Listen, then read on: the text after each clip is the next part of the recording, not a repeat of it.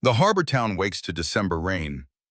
Water sheets down wooden storefronts, turns cobblestone streets into rivers, drums against tin roofs with relentless rhythm. Harbor's End clings to Washington's northern coast like a barnacle, stubborn, weathered, forgotten by anyone who matters. Isla Brennan pulls herself upright in the narrow bed above the apothecary.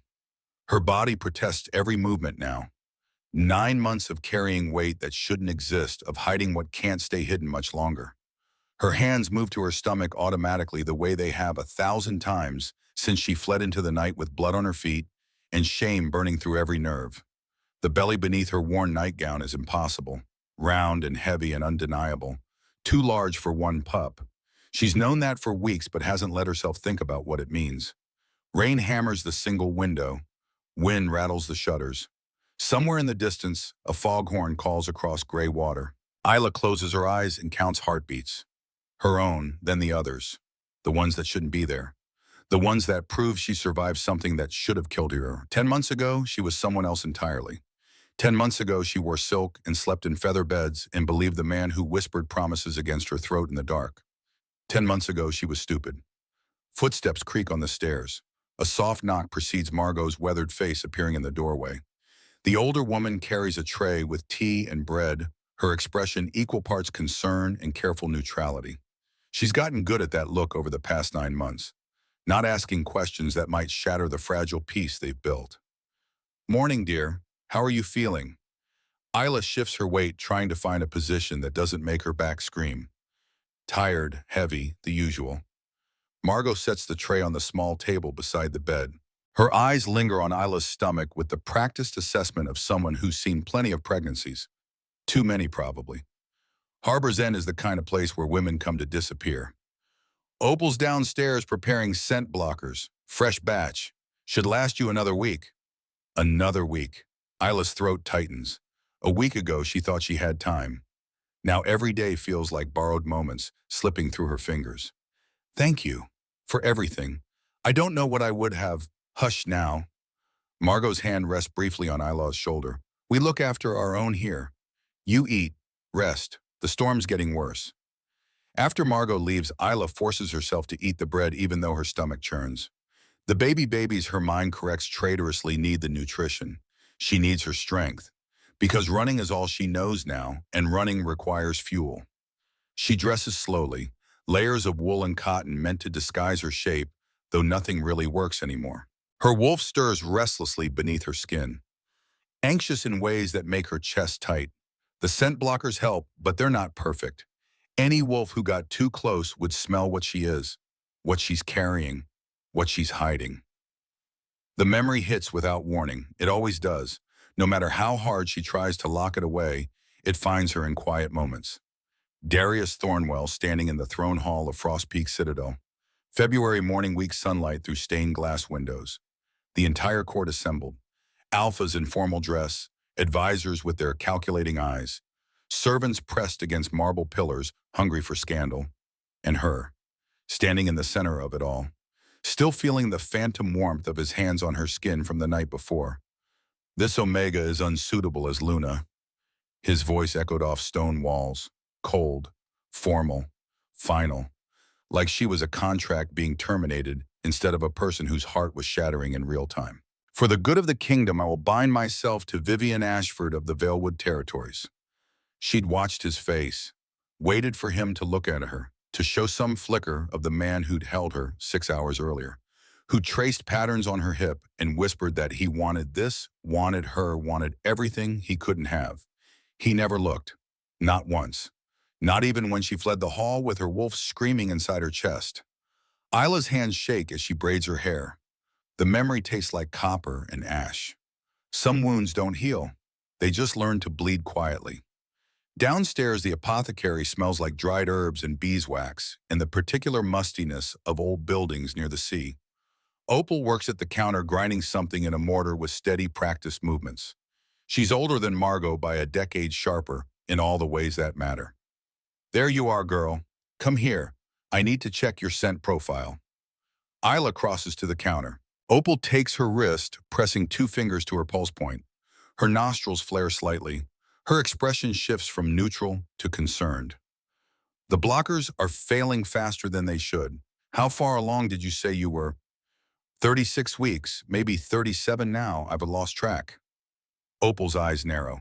That's not possible. You're too large for 36 weeks. Unless she stops, releases Isla's wrist. When was the last time a healer examined you properly? Isla's stomach drops. Not since I left Frost Peak. That's 9 months of no proper care. Opal's voice sharpens with disapproval. Sit down. I'm sending for Dr. Bryn. I can't afford... You can't afford not to. Something's not right here, and I won't have you delivering in my shop without knowing what we're dealing with. Bryn Hale arrives within the hour.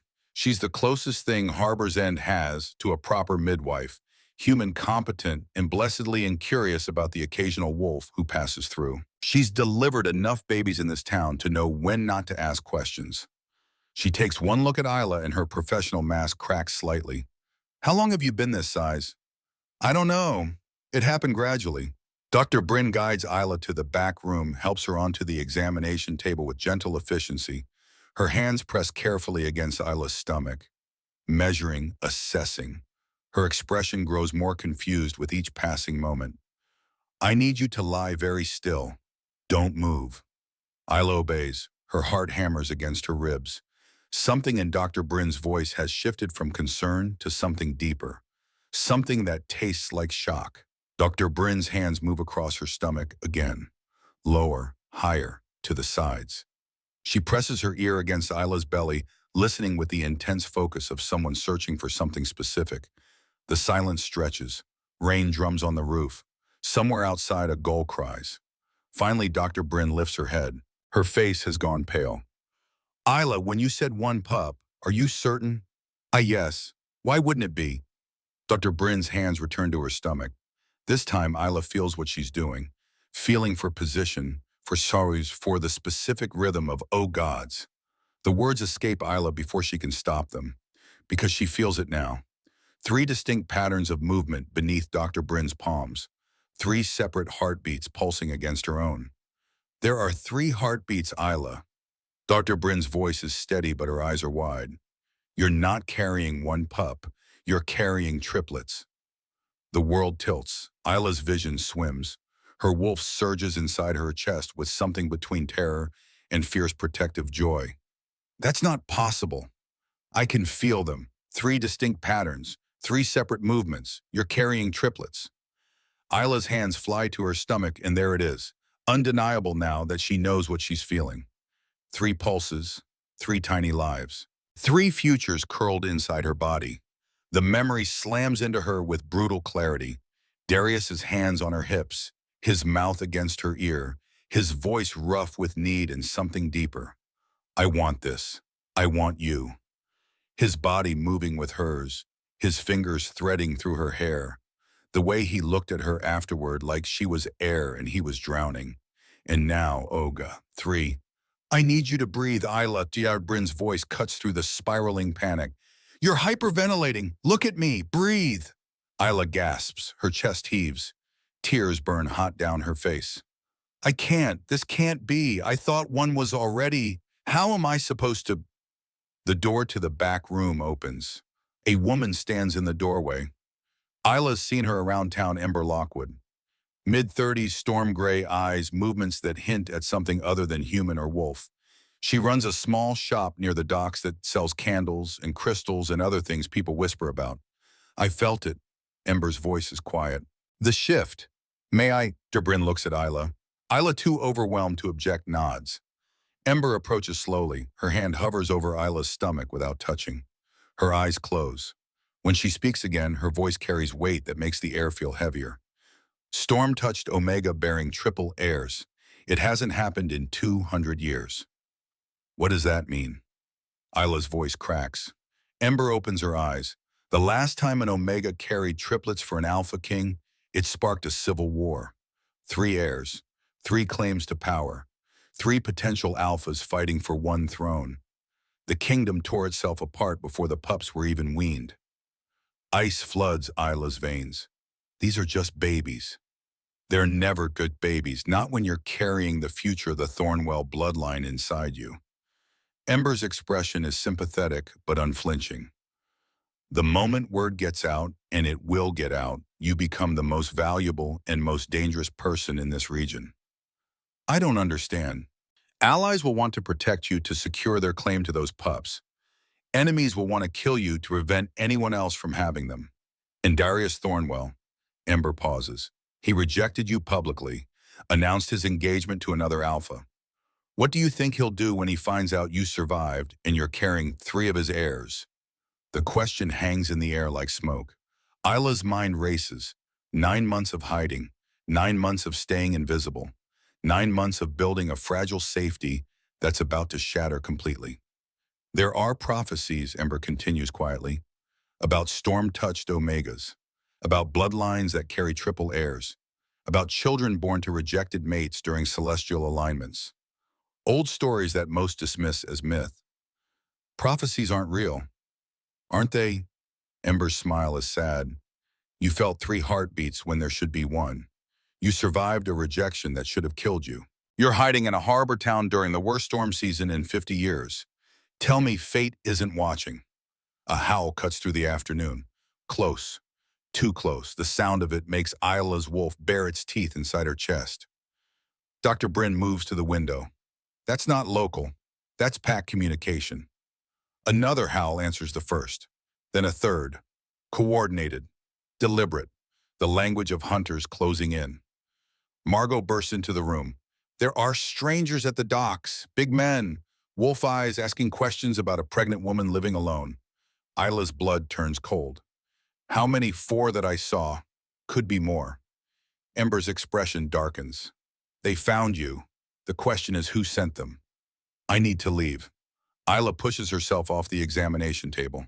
Her body protests heavy and unwieldy. Right now, I need to. You can't travel in your condition, Debrin says firmly. Not with triplets, not at 36 weeks. 1 hard run could trigger early labor. Then what do I do? Wait here to be captured. Silence. Because none of them have a good answer. The truth is brutal and simple. Isla is trapped.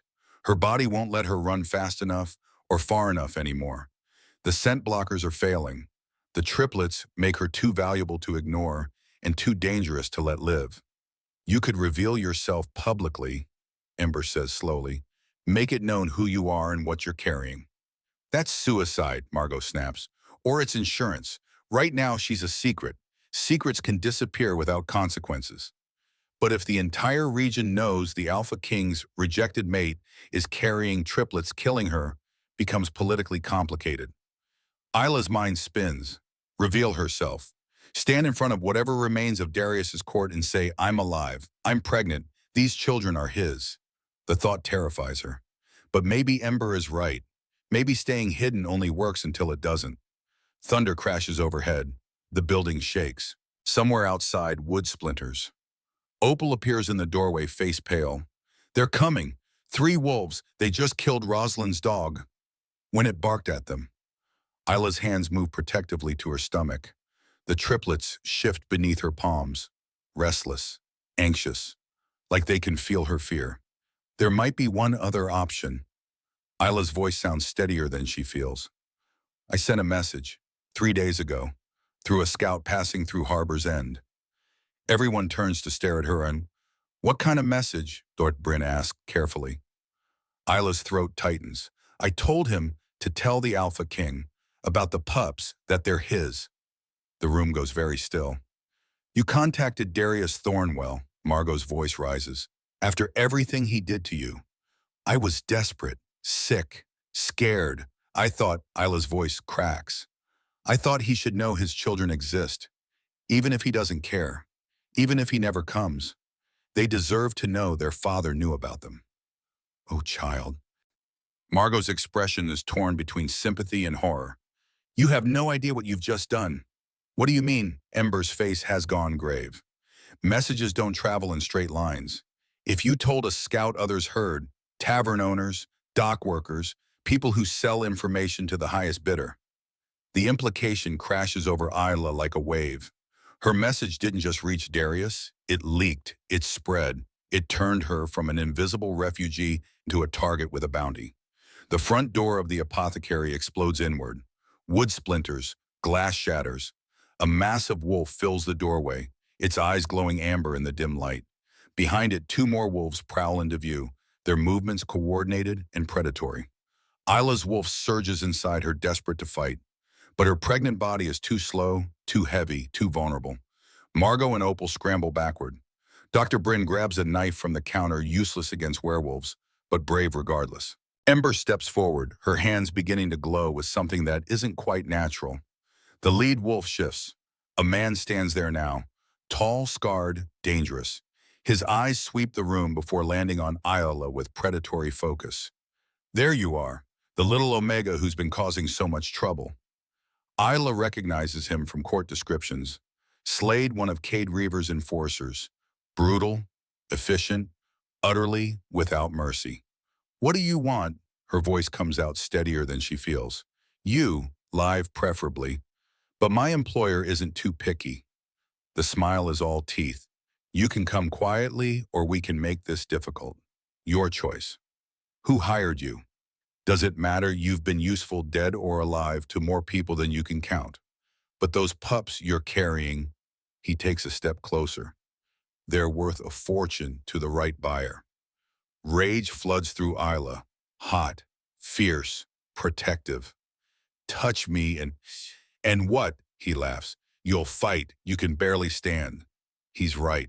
And she hates it. But before he can move closer, Ember's hands flash out.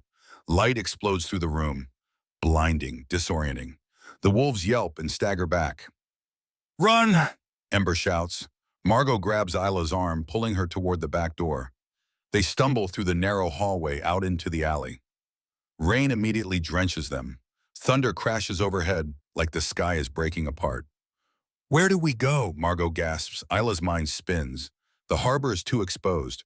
The roads are patrolled. The forest, another wolf appears at the alley entrance, cutting off their escape. They're surrounded.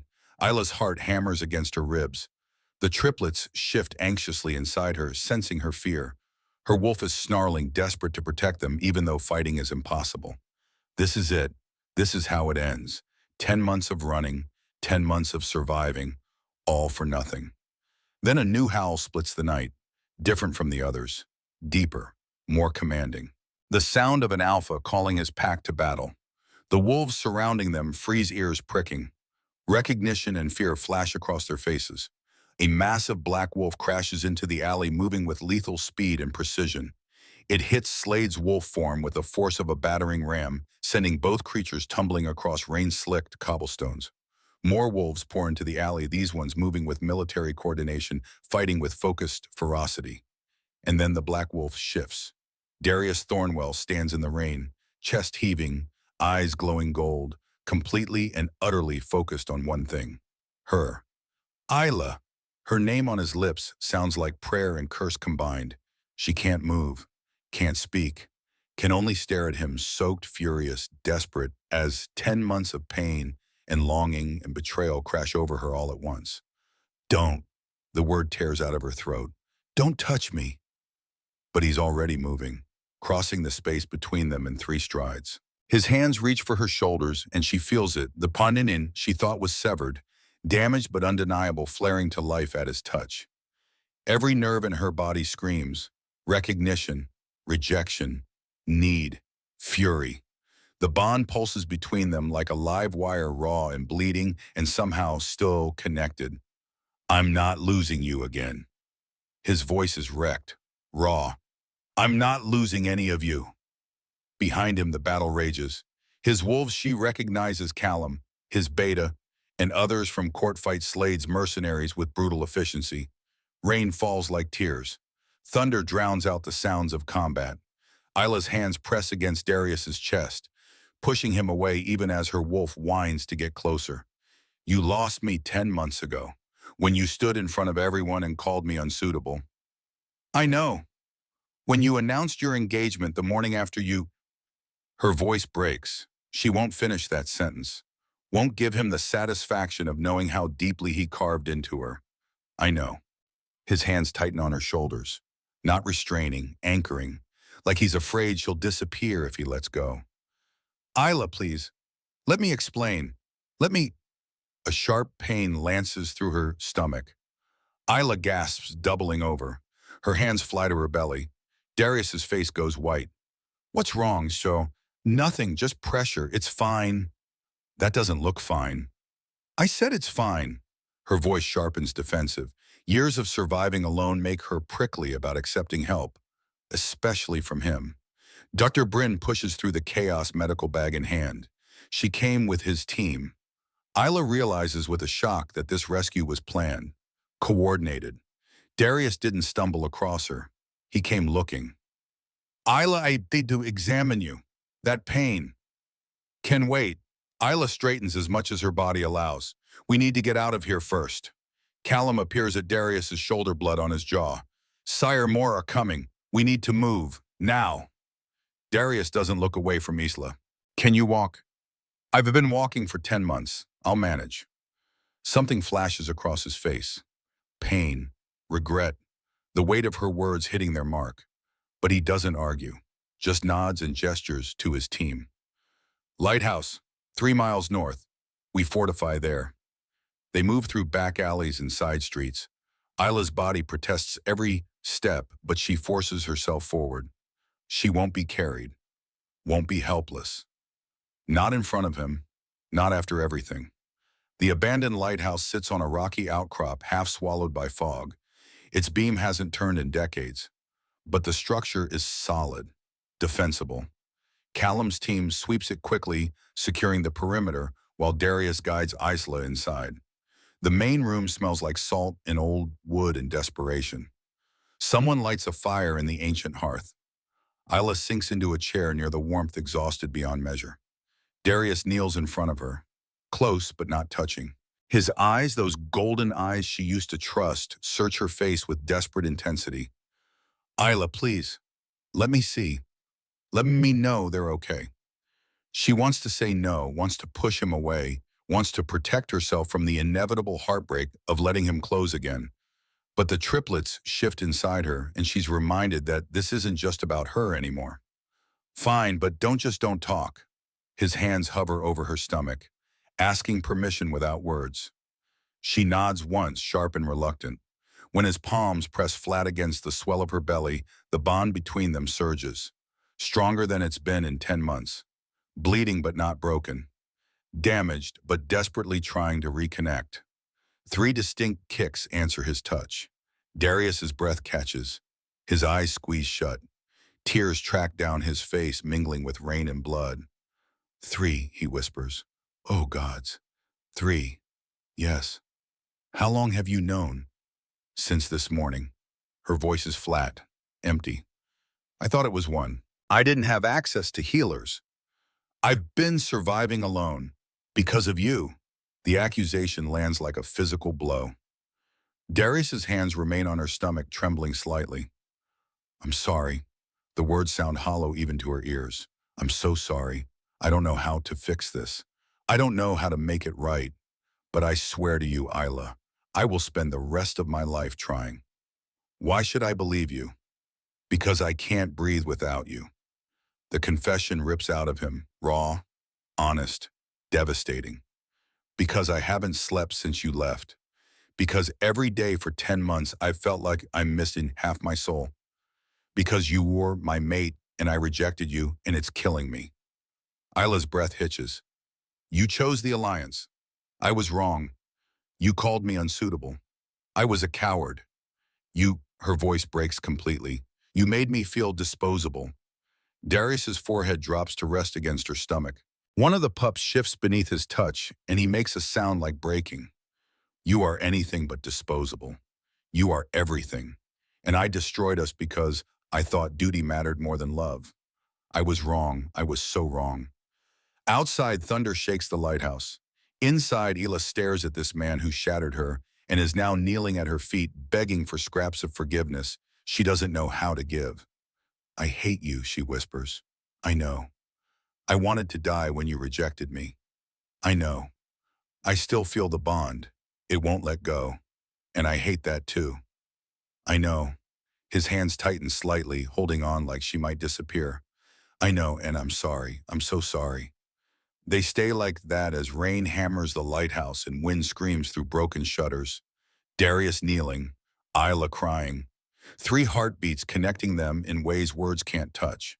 Finally, Isla's hands move to his hair, fingers threading through wet strands. The touch is tentative, almost involuntary. Like her body remembers him, even if her heart doesn't trust him. I don't know if I can forgive you. I'm not asking you to, not yet. He lifts his head, meeting her eyes. I'm just asking you to let me protect you, you and them. That's all. No expectations, no demands, just safety. And after we figure out what comes next, together. Isla's laugh is watery, bitter. You make it sound simple. It won't be simple. It'll be messy and complicated and probably painful. His thumb traces a gentle circle on her stomach. But they deserve better than what we've given them so far. Don't they? Three kicks answer him in unison, fierce and strong and undeniable. Isla's chest aches because he's right. These three didn't ask to be caught in this mess, didn't ask for parents who broke each other, but they're coming regardless. And they deserve more than her bitterness and his guilt. Okay, she finally whispers, but if you hurt me again, you'll take them and disappear. I know, and I'll never give you reason. It's not forgiveness, not even close, but it's a start, a fragile, terrifying possibility of something beyond survival. Dr. Bryn appears with blankets and warm tea. Callum reports the perimeter secure. The fire crackles, rain drums endlessly on. And inside Isla, three tiny lives pulse strong and steady. The future neither she nor Darius planned. The bridge between broken and healing. She closes her eyes and lets exhaustion pull her under. Tomorrow will bring new problems, new dangers. But tonight, for the first time in 10 months, she's not alone. Tonight, the AlphaKing, who destroyed her guards, her sleep like his life depends on it. Because it does. Dawn breaks gray and cold over the lighthouse. Isla wakes to the smell of wood smoke and salt air, and something else, the distinct scent of alpha male, too close for comfort. Her eyes snap open. Darius sits against the far wall, watching her with eyes that haven't seen sleep. How long have you been staring at me? All night. No shame in his voice. No apology. Just raw honesty. I kept thinking if I looked away, you'd disappear again. Isla pushes herself upright. Every muscle aches. The triplets shift inside her, waking with her, their movements stronger than yesterday. More insistent, like they're running out of room and starting to protest. That's not creepy at all. I couldn't sleep. Darius stands, moving carefully, keeping distance between them. Every time I closed my eyes, I saw you running through the forest. Blood on your feet, terror in your eyes, and I did that to you. Yes, you did. The words hang between them, sharp, unforgiving. Isla's not ready to soften them yet. Maybe she never will be. Dr. Bryn enters carrying a basin of warm water and clean cloths. Her expression is professionally neutral, but her eyes miss nothing. The way Darius tracks Isla's every movement. The way Isla's body angles slightly away from him, even sitting down. I need to examine you properly this morning. That pain of last night concerns me. Isla nods, lets Dr. Bryn help her to the examination area Callum's team set up in the corner. Clean linens, medical supplies. Someone thought ahead. Someone planned this rescue down to the smallest detail. As Dr. Bryn works checking vitals and position and all the clinical details that matter when you're carrying 3 lives at 36 weeks, Isla watches Darius through the makeshift privacy screen. He paces, runs his hands through his hair, looks towards her every 30 seconds like he's confirming she's still real. Heartbeats are strong, Dr. Bryn murmurs. All 3. But Isla, you're measuring at nearly 40 weeks. Triplets typically come early. Your body is under an incredible strain. Can I travel? I wouldn't recommend it. Not far, not fast. Dr. Bryn's voice drops lower. You need a proper medical facility, healers, resources. If you go into labor out here, I know the risks. Do you? Because triplets at this gestation can have complications. Cord entanglement, placental insufficiency, hemorrhage. You could die, Isla. All 3 of them could die. The words hit like stones. Isla's hands move protectively to her stomach. Then what do you suggest? Go to Frost Peak. Let them provide proper care. Go back to the place that destroyed me. Back to the court that watched him reject me and did nothing. Isla's voice hardens. You're asking me to walk back into my nightmare. I'm asking you to prioritize your children's survival over your pride. The brutal honesty stings. But Dr. Bryn is right. Isla knows it. Has known it since the moment she felt 3 heartbeats instead of 1. This stopped being about her the second those lives became real. She emerges from behind the screen. Darius stops pacing immediately, his entire body tensing like he's preparing for a blow. I need guarantees, Isla says. Her voice is steady, cold, the voice of someone who's learned to survive by making hard calculations. Not promises, actual guarantees. Name them. The triplets are recognized as legitimate heirs. No questions, no contests, no whispers about their Omega mother being unsuitable. Done. I have control over their upbringing. No political marriages arranged while they're still in diapers. No forcing them into alliances before they can walk. Agreed. And her voice wavers. I need space. Time. I can't just forgive you because it's convenient. I can't pretend 10 months didn't happen. Darius's jaw works. His hands clench at his sides, but his voice stays level. I'm not asking you to forgive me. I'm asking you to let me earn the chance to try. How do I know you won't change your mind again? How do I know the moment it becomes politically inconvenient, you won't? You don't. The interruption is gentle but firm. Not for certain, but I can tell you this. I felt what it was like to live without you. I felt the bond tearing itself apart because I tried to sever what couldn't be severed. And I would rather die than feel that again. That's dramatic. It's true. Isla studies his face. This man who broke her is offering everything she demanded and more. But words are cheap, actions matter. And she's learned the hard way that promises whispered in the dark mean nothing in daylight. We leave for Frost Peak today, she says finally, but I travel in my own carriage, separate quarters when we arrive. And Darius, she meets his eyes fully for the first time since he found her. If you hurt me again, I will take these children and disappear so thoroughly you will never find us. Do you understand? I understand. Callum appears in the doorway. Lara, we have a problem. Scouts report movement on the northern road. At least 15 wolves. Coordinated patrol patterns. Someone knows we're here. Darius's expression hardens instantly. The grieving mate vanishes, replaced by the tactical alpha who commands armies, whose pack sigils match Reaver terroritry, but the formation, it's not a hunting party. It's a retrieval team. Cade Reaver. Darius spits the name like poison. He wouldn't move this openly unless someone gave him reason to think he had a claim. Isla's blood turns cold. What kind of claim? Callum's eyes flick to her stomach. The kind that makes 3 unborn heirs worth starting a war over. The implication sinks in slowly, horrifyingly. Her message didn't just reach Darius. It reached every rival alpha with ambitions. Every power-hungry leader who sees 3 heirs as 3 opportunities. 3 potential tools. 3 ways to destabilize Darius's rule. We need to move now, Darius says, before they close the perimeter. The journey to Frost Peak takes 3 days that feel like 3 years. Isla rides in a reinforced carriage with Dr. Brennan and Margot, who insisted on coming despite the danger. The older woman's presence is surprisingly comforting, a reminder that not everyone in Isla's life has betrayed her. Darius rides outside, close enough to respond to threats, far enough to give her the space she demanded.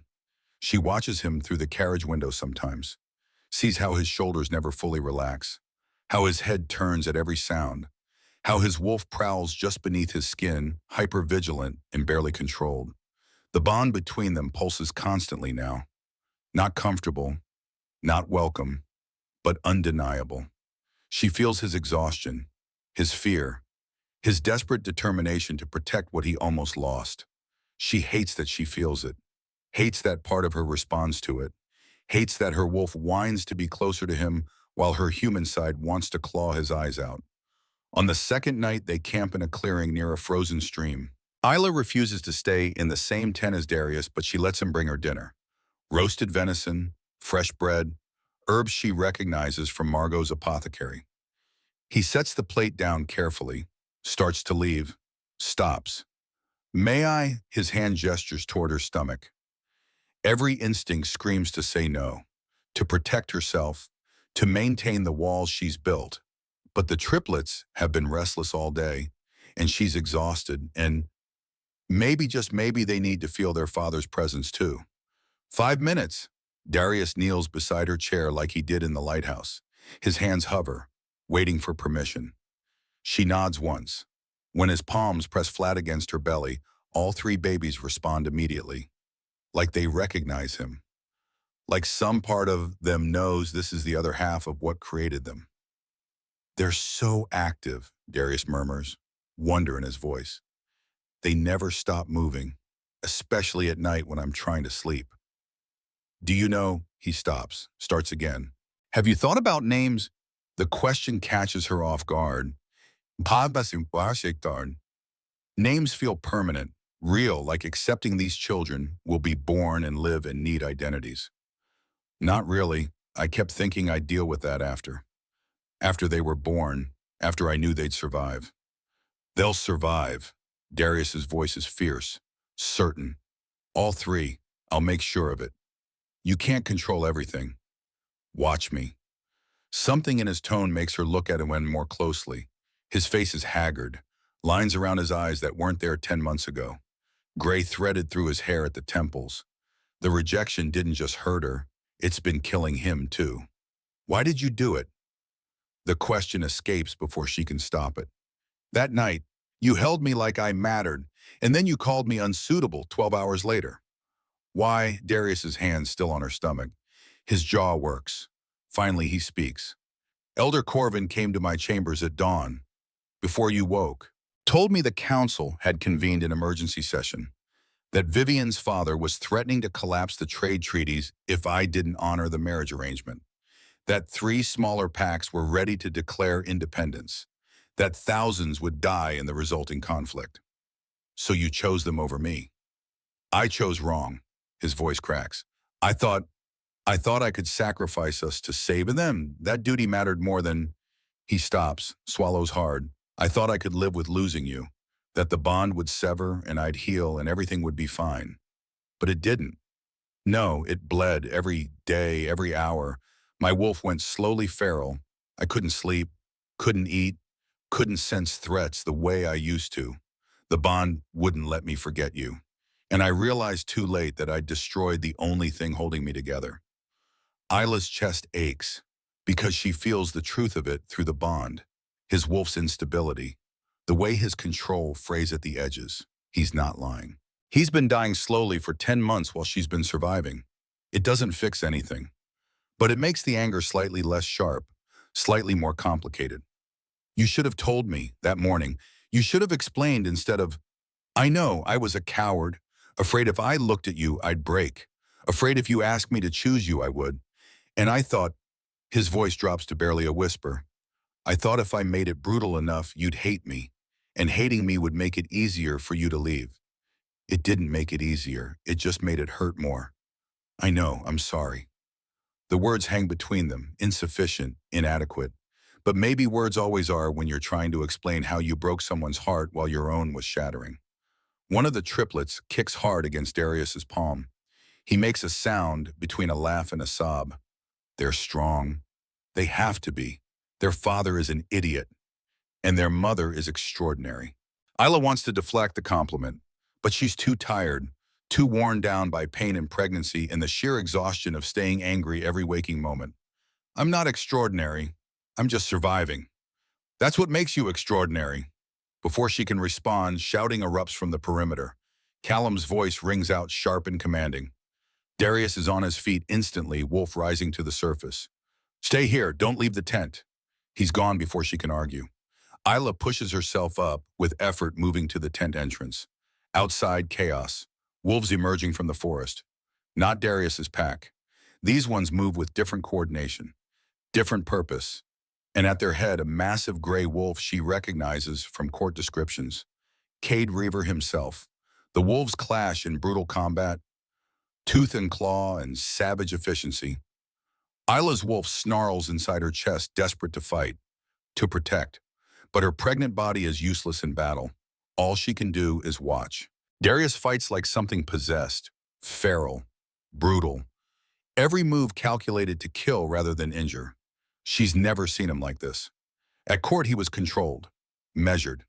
This version of him is raw violence barely leashed by intelligence. He takes down 3 attackers. 4. Callum fights at his back. The rest of his team moves in perfect synchronization. They're outnumbered but better trained. Deadlier. But numbers matter. One of Reaver's wolves breaks through the line, heads straight for Isla's tent.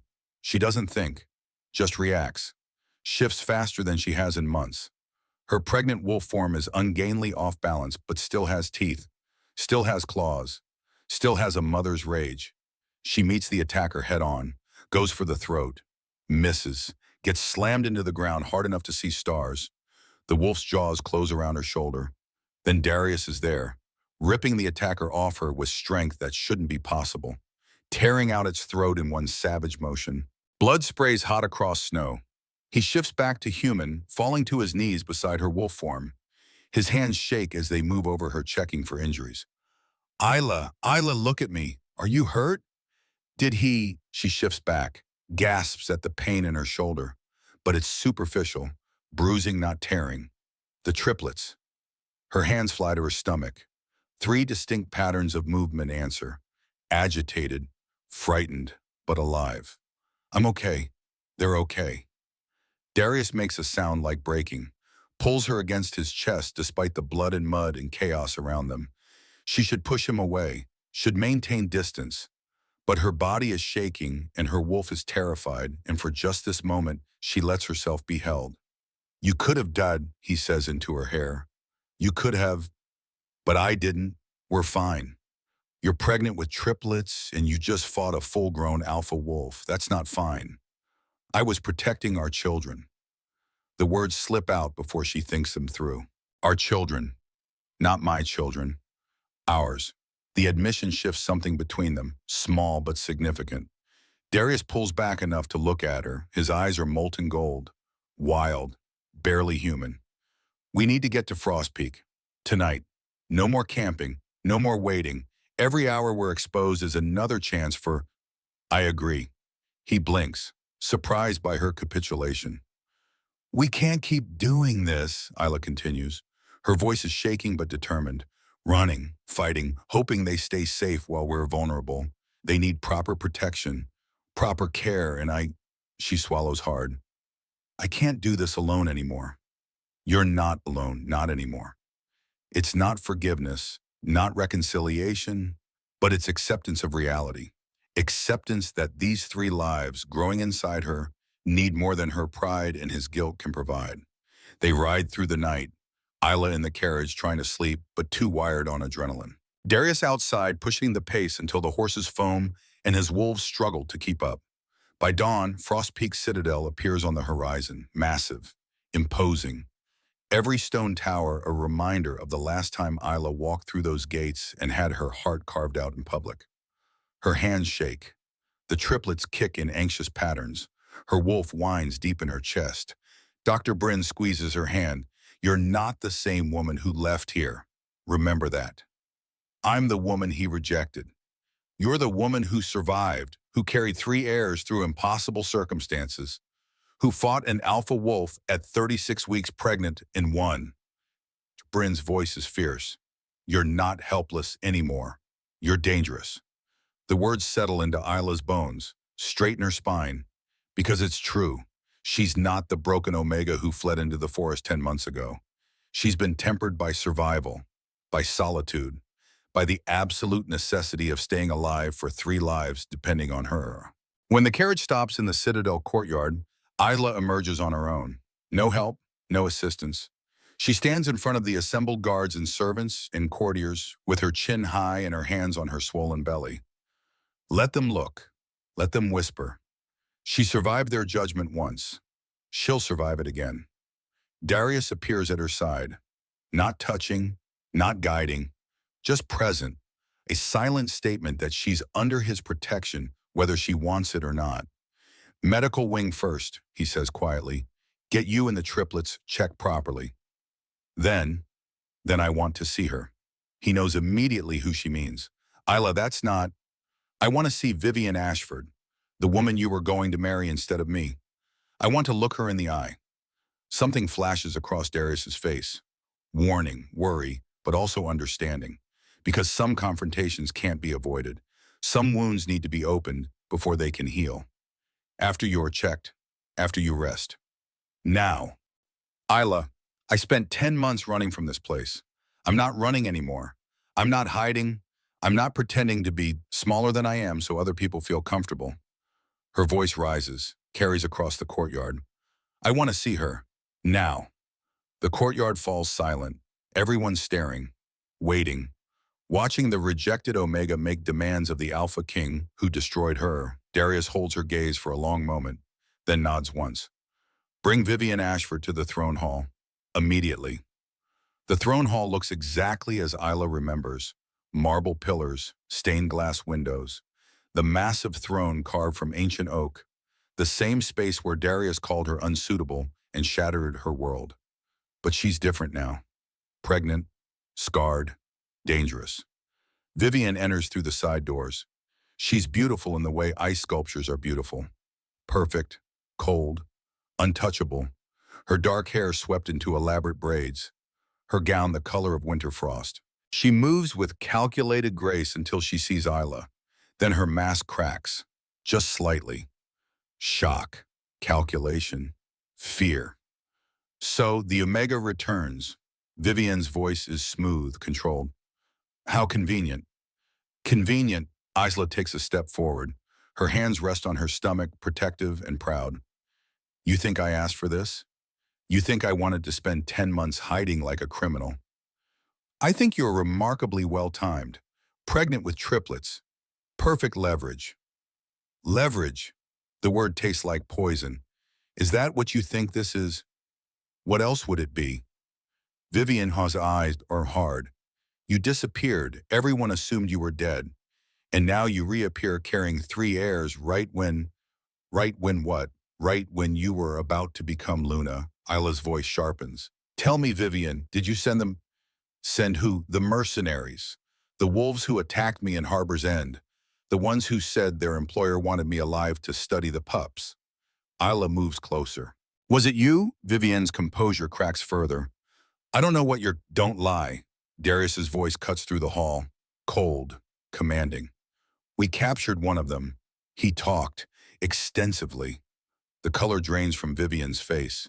It was you, Isla breathes. You tried to have me killed. I tried to eliminate a problem. Vivian's voice rises. You were supposed to be gone.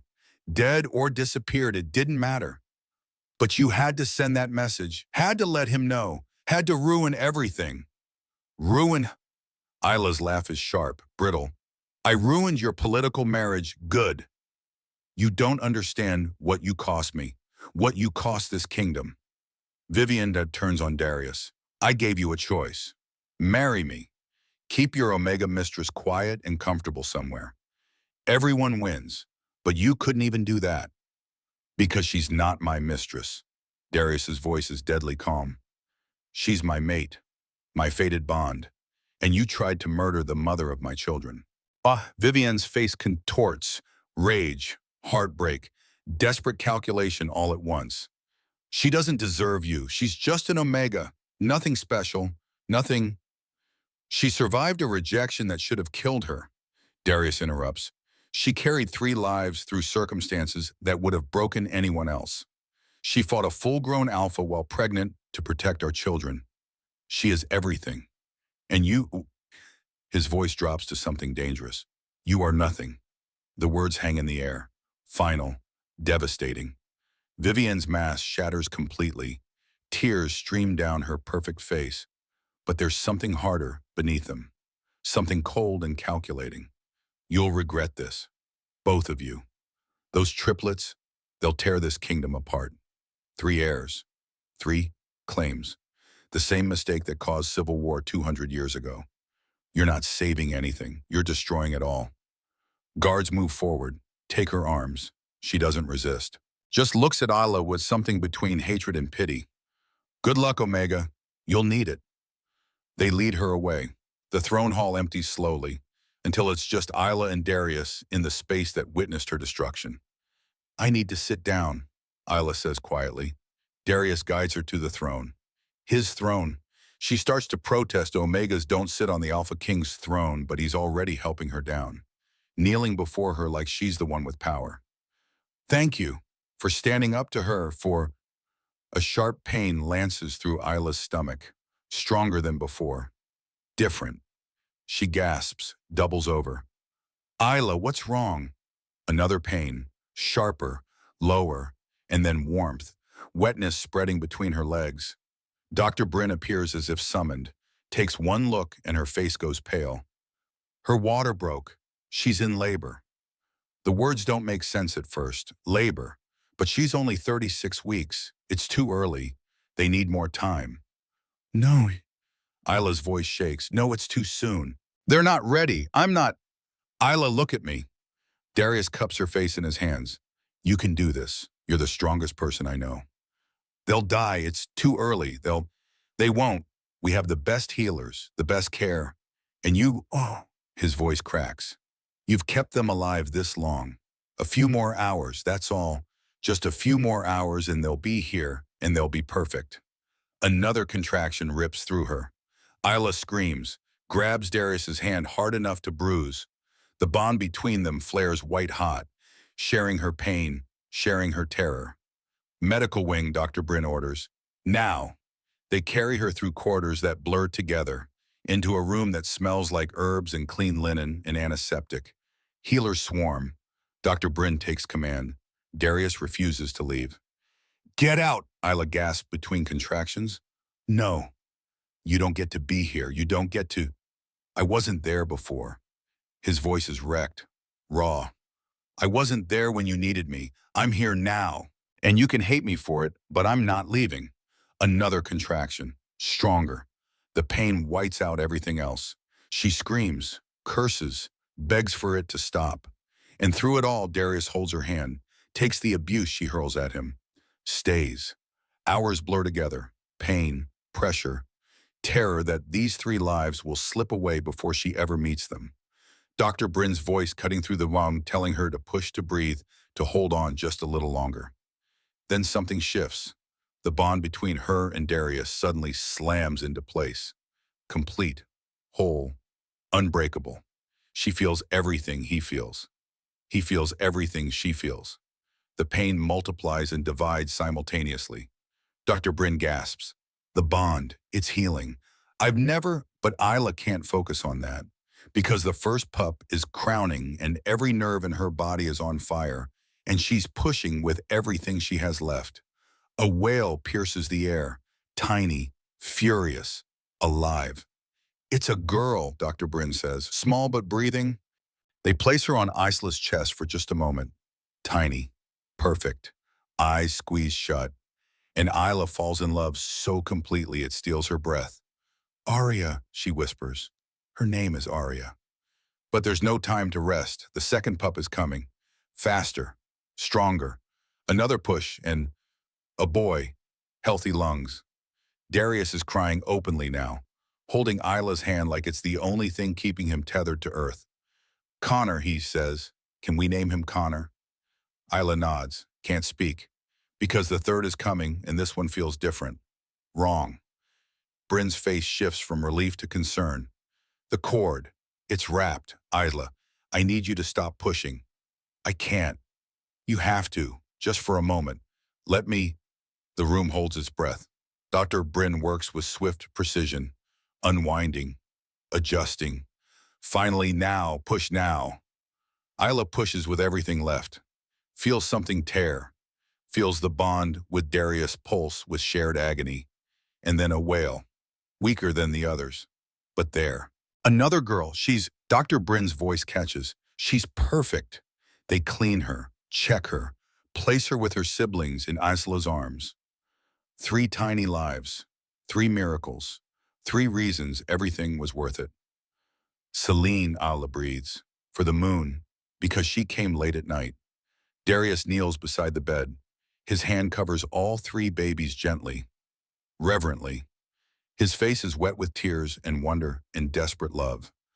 Thank you, he whispers. Thank you for keeping them safe.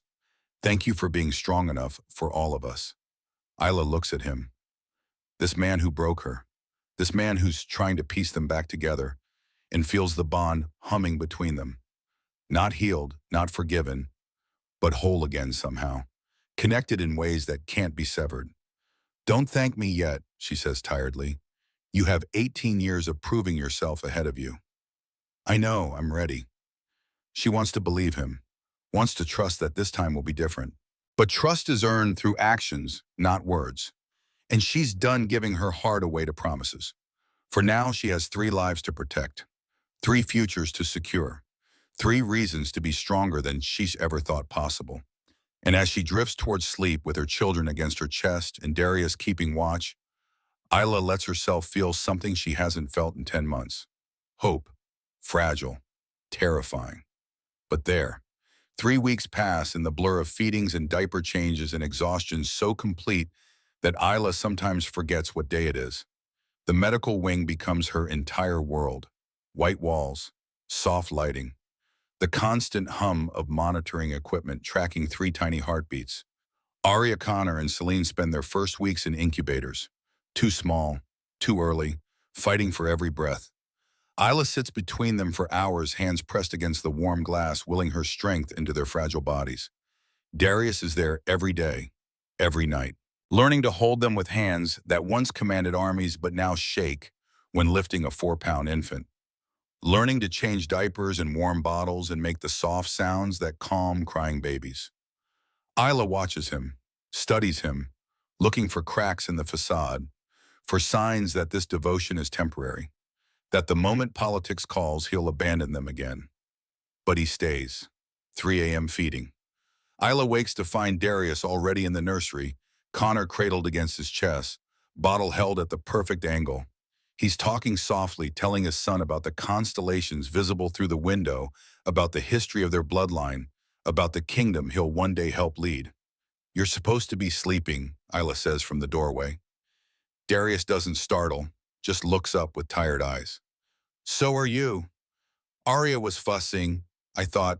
She stops, because Aria is sleeping peacefully in her incubator, monitored and safe. You already fed her, 20 minutes ago. She wanted to be held after. Fell asleep on my shoulder. His voice carries wonder and exhaustion in equal measure. I didn't want to put her down.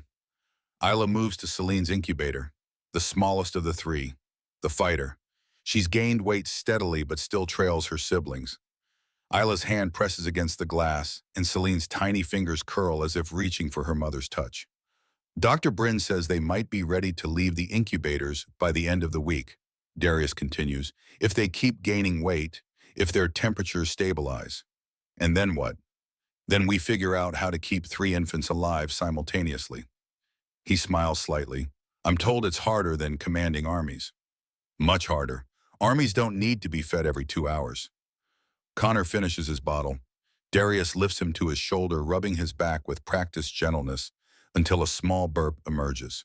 The casual competence surprises Isla. This isn't performative. This is real care given freely. Why are you here? The question escapes before she can stop it. It's 3 in the morning. You could have nurses do this. You're the AlphaKing. You don't have to. Yes, I do. Darius meets her eyes. I have 10 months to make up for. Every feeding I missed, every kick I didn't feel, every moment you were terrified and alone. I can't fix the past, but I can be here now for every moment until you believe I'm not going anywhere. The words settle into the quiet space between them. Not enough to erase history, but enough to start building something new. Isla, there's something we need to discuss. Darius's voice shifts, more formal. Elder Corvin called another council session. They want to convene tomorrow. Her stomach tightens. About what? About the triplets, about succession, about... He stops, starts again. About making everything official. Legal, unbreakable.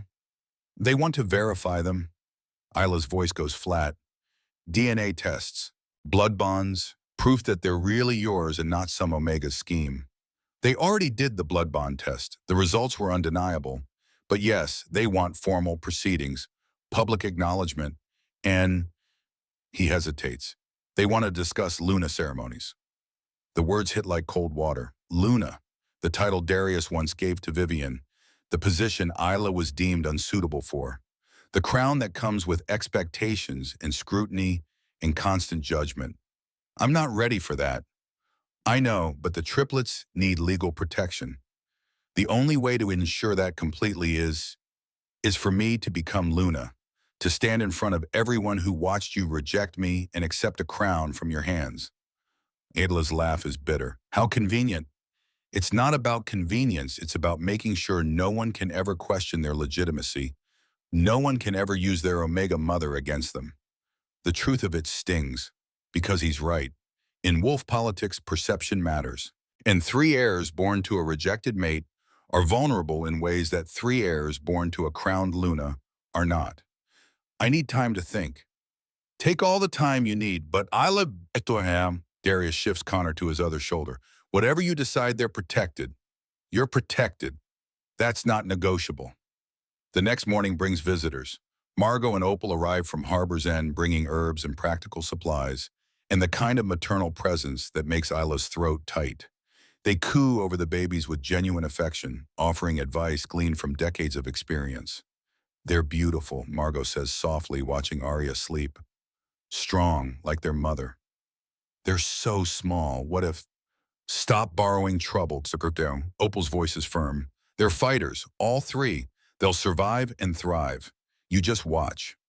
Ember Lockwood appears in the afternoon carrying packages wrapped in cloth, inside protective charms woven from silver and moonstone. She places one in each incubator with careful reverence. For the storm touched, she says, nodding toward Arya. She'll need these when her gifts start manifesting. Isla's stomach drops. What gifts? You haven't noticed. Ember's gray eyes are knowing. Watch her when she cries. Really watch. That night, Arya wakes fussing. Isla lifts her from the incubator, and as the baby's cries escalate, tiny sparks dance between her fingers. Blue-white, crackling, gone as quickly as they appeared. Oh gods, Isla breathes. Darius appears at her shoulder. I've been seeing it for days. Didn't want to say anything until you noticed. She's 3 weeks old. Powers don't manifest until they do. Ember's voice comes from the doorway. Storm-touched alphas are different. Their gifts wake early. She'll need training, guidance, protection from those who'd exploit her abilities. The weight of it settles over Isla like a cloak. Not just 3 children to raise. 3 children with alpha potential, and one with rare gifts that make her a target for every power-hungry wolf in the territory. We can handle it, Darius says quietly. Together. Together. The word still feels foreign, fragile, but maybe less impossible than it did 3 weeks ago. The council convenes in the throne hall at midday. Isla enters, carrying Arya with nurses bearing Connor and Celine behind her. Every eye tracks her movement. The whispers start immediately. She hears fragments. Carrying 3 rejected and yet Omega with alpha heirs. She keeps her spine straight, her chin high. Let them whisper. Let them judge. She survived worse than their gossip. Elder Corvin stands at the center of the hall, flanked by 5 territorial alphas. Cade Reaver among them, the wolf whose mercenaries attacked her. His presence makes her wolf snarl, but his expression is carefully neutral. Miss Brennan, thank you for attending. Elder Corvin's voice is formal. We've convened to discuss matters of succession and legitimacy. My children are legitimate. Isla's voice carries through the hall, clear, strong. The blood bond test proved it. What more do you need? Assurances. This comes from one of the other alphas, a man named Thorn with calculating eyes. 3 heirs create succession complications. The last time triplets were born to an AlphaKing. Civil war, I know. Isla cuts him off. I've heard the stories, but those triplets were raised to compete, to see each other as threats. My children will be raised differently. How can you guarantee that? Because I'm their mother, and I will teach them that strength comes from unity, not division. That 3 minds working together are stronger than 3 working against each other. The hall is silent. Alphas exchange glances, calculating, measuring. trying to determine if this Omega really has the spine to back up her words. Bold claims from someone who was deemed unsuitable as Luna. Thorne's voice drips with disdain. The words hit their mark. Isla feels the old wound tear open, but she doesn't flinch, doesn't look away. I was deemed unsuitable by a king who chose politics over his mate, who thought duty could replace love, who was wrong. She turns slightly, meeting Darius's eyes across the hall. He knows it, I know it, and now you all know it. The Omega speaks with fire. Cade Reaver's voice is surprisingly respectful. I like it. These pups need a mother with spine. They need more than spine. Isla shifts Arya in her arms, and the baby makes a soft sound. They need legal protection, clear succession rules, a framework that prevents the very civil war you are all afraid of. What do you propose? Elder Corvin asks. Triad rule. The voice comes from behind her. Darius stepping forward. 3 heirs ruling jointly. Major decisions require unanimous agreement. If one dies, the other 2 rule together. It prevents competition, ensures cooperation, makes them stronger united. That's never been done, Thorne protests. Neither has an Omega surviving rejection while carrying storm-touched triplets. Ember's voice carries from the gallery. Maybe it's time for new precedents. The Alphas confer quietly. Arguments rise and fall. Finally, Elder Corvin speaks. The Council will consider Triad rule, but it requires conditions. Name them, Darius says. First, the triplets must be formally presented, acknowledged before all territories as legitimate heirs to Frost Peak. Agreed. Second, succession law must be codified, written into unbreakable covenant. Done. Third, Elder Corvin's eyes move to Isla. The mother must be crowned Luna, officially, publicly.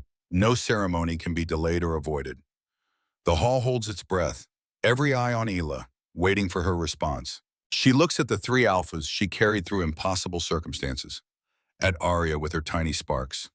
At Connor with his steady gaze. At Celine with her fighter spirit. They didn't ask to be born into politics. They didn't ask for parents who broke each other. But they deserve protection. They deserve legitimacy. They deserve a mother strong enough to claim what's theirs. I have one condition, Isla says. Speak it. Elder Corvin responds. Omega protection laws. So no other woman is ever called unsuitable because of her designation. So no other mate is rejected for political convenience. You want me as Luna, fine. But I serve my children first. And I serve every Omega who's been dismissed second. The kingdom comes third. The audacity of it ripples through the hall. Demanding legal reform as the price of her crown, but Isla stands firm, because if she's going to wear the title, it won't be ornamental. It will mean something. Elder Corvin's mouth twitches almost a smile. The council will draft appropriate legislation. Not draft, enact, before the ceremony. You're in no position to make demands. I'm the mother of 3 heirs. I'm very much in a position to make demands. Isla's voice doesn't waver. Enact the laws, then we'll discuss ceremonies. Silence. Calculations happening behind multiple sets of eyes. Finally, Elder Corvin nods. Agreed. The ceremony will be held 1 week from today. Omega protection legislation will be finalized before then. The hall erupts into conversation. Alphas arguing, advisors scrambling. Isla turns and walks out with her head high and her children safe in her arms. Darius catches up to her in the corridor. That was necessary. If I'm going to do this, I'm doing it right. No half measures, no compromises that matter. You were incredible in there. I was terrified. I know, that's what made it incredible. Isla looks at him, really looks, sees the pride in his eyes, the awe, the desperate love he's trying to earn the right to express. Don't make me regret this. I won't. I swear on their lives I won't. The week passes in a blur of preparation. Seamstresses arrive with fabrics in silver and blue. Margot and Opal help with the dress, something that accommodates a body still recovering from triplet birth, but makes Isla look like a queen rather than a patient. The babies grow stronger daily. By week's end, they're out of incubators, sleeping in cribs, feeding on more regular schedules, becoming real in ways that take Isla's breath away. She names them formally in a private ceremony. Arya Thornwell Brennan, Connor Thornwell Brennan, Celine Thornwell Brennan, their names written into the official records, their existence undeniable.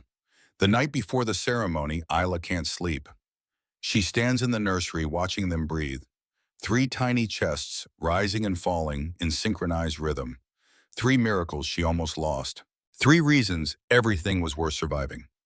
Having second thoughts, Darius's voice comes from the doorway. 100 thoughts, maybe 1,000th. He moves to stand beside her. Not touching, just present. You don't have to do this. If it's too much, it's not about what I want. It's about what they need. Isla's hand rests on Connor's crib. They deserve a mother who isn't afraid, who claims her place without apology. Even if I have to fake it until I believe it. You're not faking anything. You're the strongest person I know. Stop saying that. It's true. Isla turns to face him. This man who destroyed her. This man who spent 3 weeks proving himself, one feeding, one diaper change, one sleepless night at a time. Why didn't you kiss me? The question catches him off guard. What? 3 weeks? You've been here constantly, but you haven't tried to kiss me, haven't tried to... She stops, swallows. Why? Oh, Darius's expression is soft, sad. Because you're not ready. Because I don't get to demand affection I haven't earned. Because, his voice drops. Because when I kiss you again, I want it to be because you want me to. Not because you think you owe me. Not because of the binder or the babies or politics. Because you choose it. The honesty hits harder than seduction ever could. What if I'm never ready? Then I'll spend the rest of my life earning the chance. And if I die without earning it, at least I'll die knowing I tried. Isla studies his face, the lines of exhaustion, the shadows under his eyes, the desperate sincerity. I'm still angry at you. I know. I don't trust you yet. I know. But her voice catches. I don't hate you anymore. And that terrifies me. Why? Because not hating you means I might forgive you. And forgiving you means risking getting hurt again. And I can't, tears spill over. I can't survive you breaking me twice. Darius's hands come up slowly, carefully, cradling her face with touch so gentle it makes her ache. Then I won't break you. Not again. Not ever. I will spend every day proving I've learned, that I'm worthy, that choosing you was the only choice that ever mattered. Pretty words. I have 18 years to back them up with actions. Isla closes her eyes, leans into his touch just slightly. The bond hums between them. Healing but still scarred, connected but still careful. Tomorrow I become Luna, for them. Tomorrow you become what you already are, a queen. The ceremony takes place at noon, when sunlight streams through stained glass windows and turns the throne hall into something almost magical. Every pack representative is present, every territorial alpha. Witnesses to ensure this moment can never be undone. Isla enters alone, walking the same path she fled 10 months ago. But this time her head is high, her shoulders back, her children waiting at the end in the arms of trusted nurses. Darius stands at the throne, not sitting, not claiming superiority, waiting for her as an equal. The hall is silent except for her footsteps, every eye tracking her movement. She sees their calculations, their judgments. They're surprised that the broken Omega became a mother, a survivor, a force they underestimated. She reaches the dais, turns to face the assembly. Elder Corbin steps forward carrying a circlet of silver and moonstone, the Luna crown, symbol of power and position, and all the things she was told she could never have. But before he can speak, Isla raises her hand. Before this proceeds, I have words for this court. Murmurs ripple through the crowd. Darius's eyes widen slightly. This wasn't planned. But he nods, giving her the floor.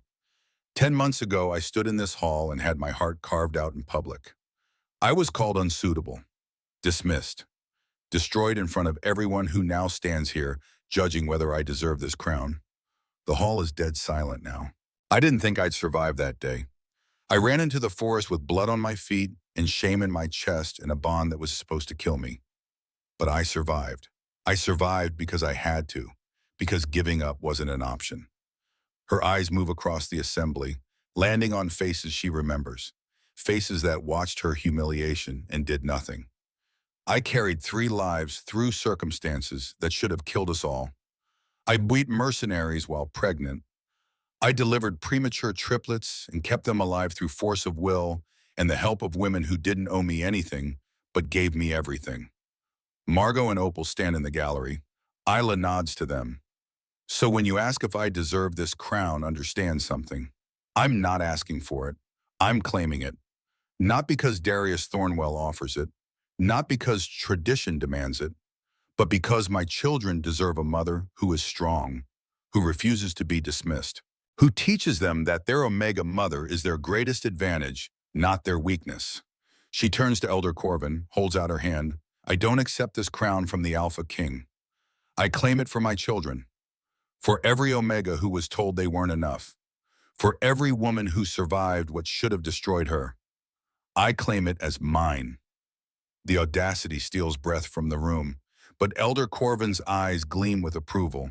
He places the crown in her outstretched hand. Isla lifts it, sets it on her own head. The symbolism is unmistakable. She crowned herself, claimed power rather than accepting it, transformed a ceremony of submission into a declaration of sovereignty. The bond between her and Darius flares brilliant gold, visible to everyone. Fated mates fully bonded, the rejection undone, the connection restored. Darius steps forward, takes her hand. Osfi Darius Thornwell, Alpha King of Frost Peak, formally recognize Ela Brennan Thornwell as my Luna, as my mate, as the mother of my heirs, as my equal in all things. The words carry through the hall, formal, binding, unbreakable. Arya Connor and Celine Thornwell Brennan are hereby acknowledged as legitimate heirs to Frost Peak, protected by law, secured in succession. Any who threaten them answers to me. The nurses bring the babies forward. Isla takes Arya, Darius takes Connor and Celine. Together they present them to the assembly. 3 tiny lives who change everything. 3 futures waiting to be written. 3 heirs who will either save the kingdom or tear it apart. The hall erupts in applause. Not all of it genuine, but enough. Enough to know this moment will be remembered. That the rejected Omega became something they never anticipated. As the ceremony concludes and people begin filtering out, Isla stands holding Arya while her daughter makes tiny sparks dance between her fingers, looking down at this miracle, this impossible gift. You did it. Darius's voice is soft, amazed. We did it, all 5 of us. What happens now? Isla looks at him. This man she's learning to trust again. This father learning to be present. This king who finally chose right. Now we figure out how to be a family, how to raise 3 alphas who don't destroy each other, how to... She stops, smiles slightly. How to survive on 2 hours of sleep and perpetual exhaustion. I'm told that's what parenthood is. Then we're doing it right. They stand together in the emptying throne hall. Luna and Alpha King, mates rebuilding what was broken, parents protecting what they created. It's not forgiveness yet, not completely, but it's something, a foundation, a possibility, a choice made every day to try. Outside snow begins to fall, first of the season, covering the kingdom in white, fresh, clean, new. Inside, 3 babies sleep peacefully, unaware that they carry the future on tiny shoulders, that their existence rewrote laws and challenged traditions, and proved that some bonds are too strong to break. They can only bleed until they heal. Isla looks at Arya, at Connor, at Celine, her miracles, her reasons for everything. I love you, she whispers, to them, to the life they represent, to the future they'll build.